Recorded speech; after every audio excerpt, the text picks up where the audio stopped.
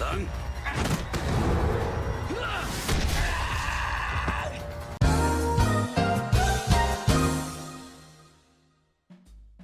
today's video, we finally double back to the jumping table and cover 3 more jumpings that have happened within the Rider universe. Just like last time, I'm going to do my best to footnote each respective series' plots so you have more context about what's going on. But if you want the full context, just go watch this show.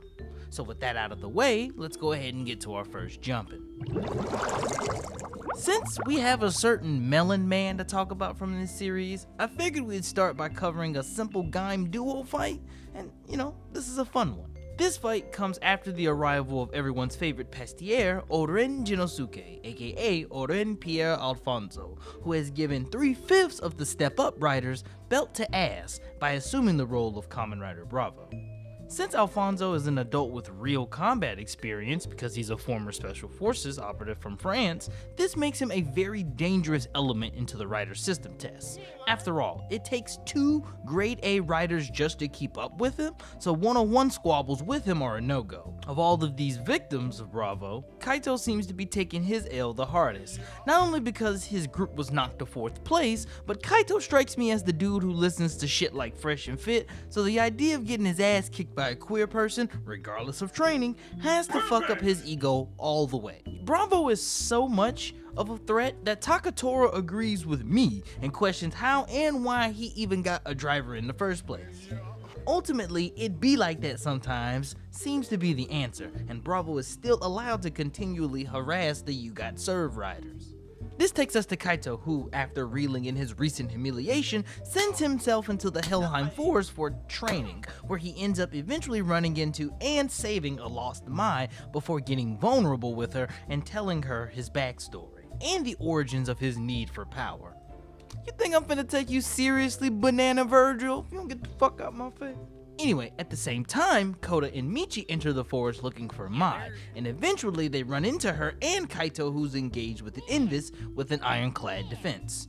This fight causes a stage transition, but even then, none of their attacks are still working on this kaijin. Kota, now Gaim, manages to switch gears and go into pineapple mode, and soon they find out that bludgeoning damage is the way to secure the dub. Kaito, now Baron, scrolls through his inventory until he finds his new lock seed, and following Gaim's lead, Baron proceeds to put that shit on.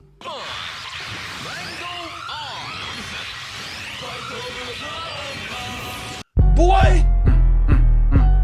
He got that shit on though! Real talk, this is my favorite Baron form to date. When you drag your weapon on the ground, you aura farming and doing a goddamn good job at it. Wasting no time, Baron jumps back into the fight, and this shit starts looking like the fight back meme.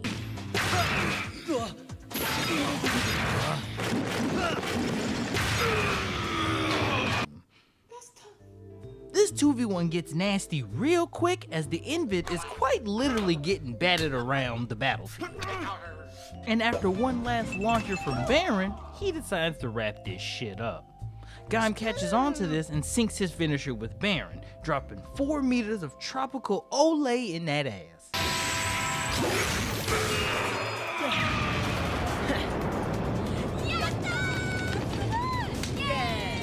As stated earlier, this fight is really fun and works not only as a form debut for Baron and his way to defeat Bravo, but also hints at how well Kota and Kaito can work together. By this point in the series, this fight alludes to the fact that the two could be unstoppable together, and their combined powers could not only overcome Bravo, but I believe that it would even overwhelm Takatora. However, their ideas of strength and how they face the world clash harder than oil and water, so all of their moments when they work together is bittersweet, as it's a sign of something that can never truly happen. They cooperate together in more squabbles in the future, and we'll definitely cover those later, but for now, enjoy this fun yet bittersweet team up. Speaking of bittersweet team-ups, this next one is from a highly requested series, and quite possibly one of my favorite Kamen Rider series of all time. Boy, I tell you, Season 1 means something to me. This bloody jumping happens after the appearance of Amazon Sigma. After getting kidnapped and getting his driver studied, the BBEG scientists used the data they got from Jin to not only make their own zombie Amazon, but be the catalyst for the undead shenanigans in Season 2. Said zombie Amazon is Sigma, aka an Amazon-filled corpse of Jin Mihata, the guy who died to the Dragonfly Amazon, aka Blue Buster, in Episode 2. Apparently, the Amazon cells not only revived him, but gave him an Amazon form just like Haruka and Jin, and when giving his driver, he gets a rider form just like them. And when confronting both Amazons in separate squabbles, Sigma wastes no time packing up both of them with ease. Of the two, Haruka definitely gets the most gruesome ass whooping, but in terms of styling, Jin gets it bad. Like Tekken juggled bad. It's, oh boy.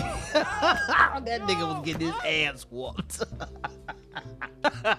Woo, anyway. Woo. Alright, for real.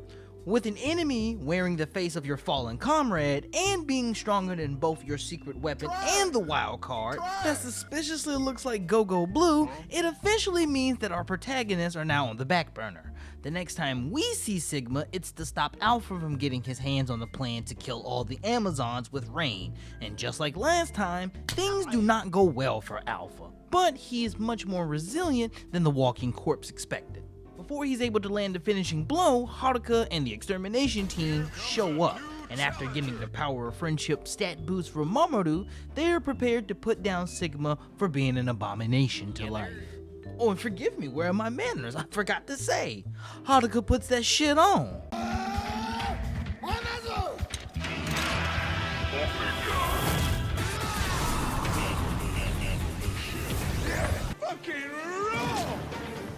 So now it's a 5v1 with Omega on point, but Sigma shows the ability to adapt on the fly. Jin's given a hamburger med kit, then Soon's jump back into the fight, saving Omega from getting crushed, then giving us one of the greatest shots in the entire series. The fight is now a 6v1 with Alpha and Omega on point, and with their powers combined, they should be enough to take control of this fight.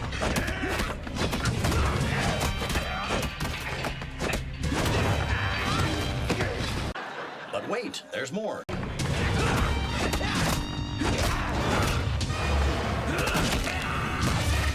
I ain't gonna lie, I'm getting cooked.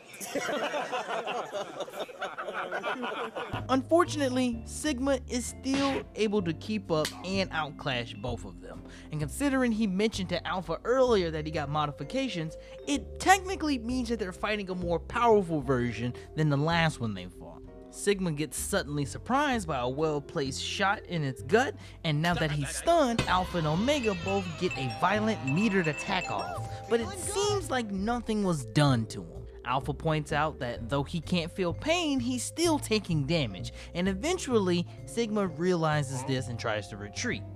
You know, this is random, but I haven't seen Momoru all fight. Where in the hell is...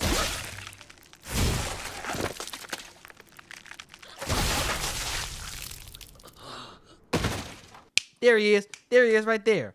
And he seems to be the person to wrap this shit up.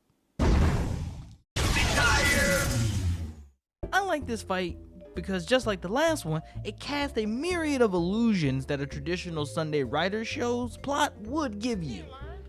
Between you and me, if this was a Sunday show, this moment would not only be the factor that allows Jin to trust the team fully, making Alpha and Omega team-ups more plausible until the end of the series, but the team would also take the belt for themselves and adjust it for Momoru to allow him to become the next Sigma somehow.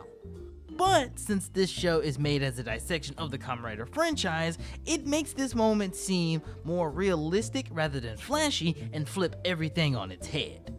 There is no dramatic Sakamoto explosion jumps in this fight, no catchphrases being announced mid-swing. It's just a group of people struggling to get a win in a bloody squabble with a zombie that's stronger than them by any means necessary. The best part of this fight, in my opinion, is that this stops nothing in the grand scheme of things. Like, this fight ultimately means nothing. Sure, the abomination is dead, but the rain that kills Amazons will still happen, and season 1 will still end on a bittersweet note.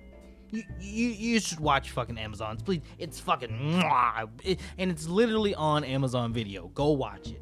Anyway, this one's kind of a Debbie Downer in the grand scheme of things, so let's move on to a jumping with a happier ending and our final exhibit. Okay, I'm gonna keep it a stack. The more I keep going back to this series, the more I'm slowly becoming a Saber apologist, and I have several people to blame for this. This final exhibit takes place after the appearance of Elemental Dragon. In that time, Lily's book gets checked into the afterlife, and currently the cat's out of the bag on the Master Logos' evil, treacherous true plan, and this finally gets Rintaro back on Toma's side. Since Rintaro is both an orphan who was raised by the Sword of Logos and a really wholesome dude, his feelings about unknowingly being a sword for nefarious purposes and not believing in his friends means that his resolve right now is quite turbulent. See what I did there? But May, with Eclairs, arrives and helps ease the worry with love and togetherness. Meanwhile, Zeus, Blade's main rival, plans to break and destroy Blades once and for all with a plan that will hit all of the swordsmen where they hurt. Later. A cat Sith Megid appears, and in addition to it being very spry, it's also quite powerful, can turn people into keychains, and can say some real mean shit mid-battle. At the height of this fight, the Megid reveals that the person inside of it is May, and remember, at this point in the series, regular people get trapped inside of the Monster of the Week, and only Toma or Yuri has the power to split them. So not only do they need to save the keychains, but they need to save May as well. To make matters worse, Zeus pops out and playing interference and puts more emphasis on how weak and manic Rintaro feels in that moment. In fact, he's desperate to save May ASAP since Zeus's appearance that he calls for Yuri and Toma to act with great haste to do so. And to be fair, since Zeus killed Rintaro's swordmaster and father figure, the potential of losing May is no longer a possibility but a probability. As a result, this makes him more restless and desperate to solve this problem, but his turbulent mental state and resolve is slowly fracturing more and more as the episode continues. Eventually, he finds May at the spot, but their tender moment is interrupted by Zeus, so Rintaro puts that shit on and battles Zeus, but the fight quickly turns into a 2v1 as the cat Megid reappears via May. Now Rintaro is getting his ass whooped both mentally and physically, and since Zeus gets a Zenkai boost in fights and Rintaro can't make his sword glow, our favorite water boy is having a very difficult time. And Zeus is beating the dog shit out of my goat. Like, so bad that after he got knocked out of his rider form, Zeus stage transitioned his ass just so he could keep beating him. You don't understand why is you doing this, bro? I haven't did shit all day, bro. And you love you no matter what, bro. I don't. Bro, please, bro. Why you do? Before the final blow is dealt, Toma intervenes and saves Rintaro and shows off his ever-growing strength as he puts that shit on. Toma procs a release for May, but it doesn't take, and Zeus suddenly gets back into the swamp. Rintaro also charges in, but his blatant weakness in this fight is even more apparent, and soon his desperateness to save May that it damn near gets him killed had Toma not been there to save him. But unfortunately, this means that it's an L for both of them, as Zeus leaves gloating and May is still a Megid and on the verge of fucking dying because of it. Now, we have reached Rintaro at his lowest point in the series. In a span of like 2 or 3 days, Rintaro not only found out that the order he calls family is currently evil as fuck, but the monster that killed his father figure is now in the process of killing his boo thing with a cat voiced by Romy Parker. I mean, there's 2 people who can save her, but when one of them is running around looking for somebody and the other is Toma, who is not only stronger than him, but is new to this swordsman shit, like 3 days out here new, yet his power is still more powerful than you could have expected, it ultimately means that Rintaro has to rely on Toma, meaning that, according to his logic, this makes him weak and useless. This level of emotional turbulence results in Rintaro freaking out, but managing to save Toma, who tried to save May without him. This leads to Toma and Rintaro having a meaningful duel, one that resonates their thoughts and feelings together, and as they are now truly like-minded, they venture forth to save May together. Much later. The 4 meet up for the squabble that'll decide May's fate. But this time, our boys are in sync, so that means they have to show out. But first, they put that shit on.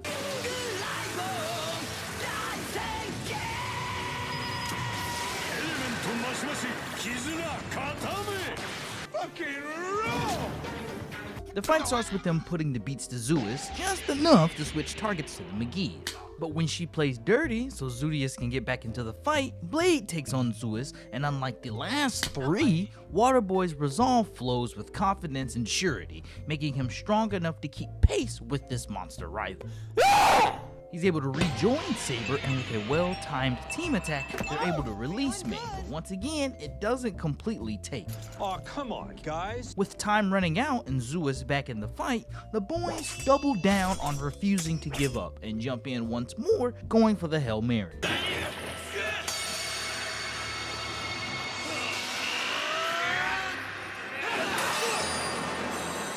I don't know if this means something to you, but it means something to me. Using this resonance, they remind May not to give up as well.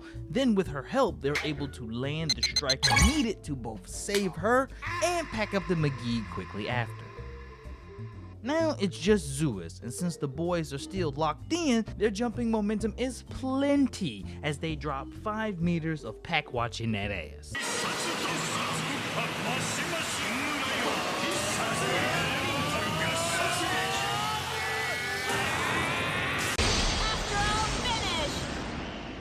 This is not only one of my favorite fights in Saber, but this is part of the 4-episode arc for Rintaro, with the next episode being him getting his final form and giving Zeus the coldest fate of his life.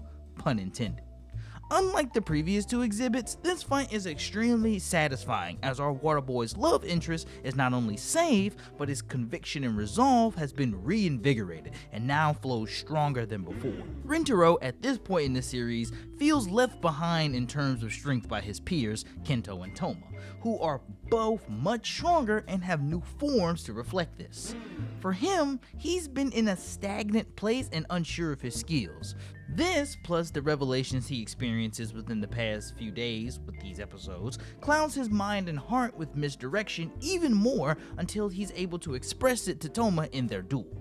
Rintaro saying, "Swinging my sword is all that I know," is a sentiment that not only himself, but all of the swordsmen of Logos have, and this single action is how they properly communicate their thoughts and feelings. Toma has become familiar with this, and has used his meaningful duels to communicate his feelings to the swordsman he wants to convince. He does it with Slash, Ogami, and now Rintaro is added to the mix. And since Rintaro is reminded that he is not alone, and Toma's only stronger because of the support of the swordsmen like him, with that faith and belief, he's able to not only grow stronger, but save May and stand next to Toma as an equal. You know, I'm gonna come back and do a Blades video. Boy, I gotta do a Blades video. But yeah, man, that's the video. Don't forget you can always buy toys on Hobby Links Japan and support the channel if you use my affiliate link in the description below. Also, other ways to support the channel are also in there as well. At the time of this recording, I know for a fact that I'm probably planning a reverse jumping video, but I need 1,600 likes on this video to know that y'all want that expedited. Thank you so much for 19K. Like, comment, subscribe. Give me $5, you know the deal.